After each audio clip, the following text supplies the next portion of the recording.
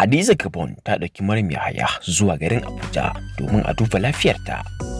Idan wannan shi ne zuwanka na farko, ka dana subscribe. Idan kuma ka riga ka yi subscribe ɗinmu, ka dana like akan wannan bidiyon.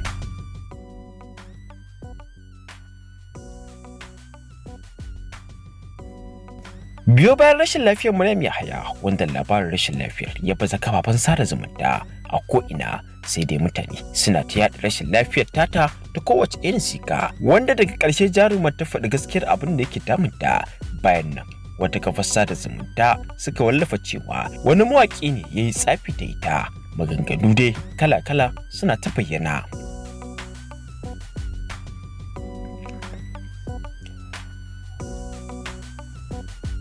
Wata majiya ta shaida mana cewa wasu daga cikin jaruman Kannywood wanda suka hada da Hadiza Gabon sun dubi tsananin rashin lafiyar da jaruma Maryam Yahaya take fama da ita. Hakan yasa suka dauke ta har zuwa birnin tarayya Abuja, aka kai ta wajen binciken lafiya domin a duba sahihin abin da ke damun jarumar.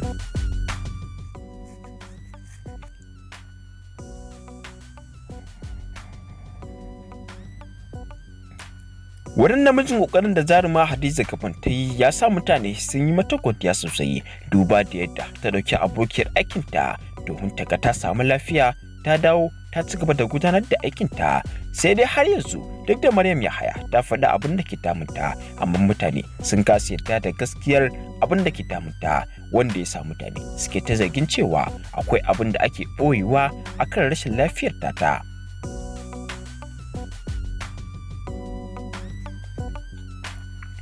Duniyar Kannywood muna fata Allah ya ba Maryam Yahaya lafiya da ma sauran al'ummar musulmi. Amin.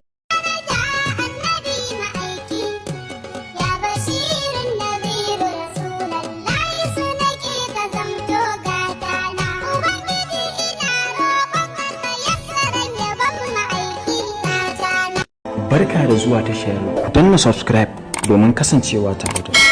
Sai ku danna alamar ƙararrawa domin samun shirye-shiryenmu.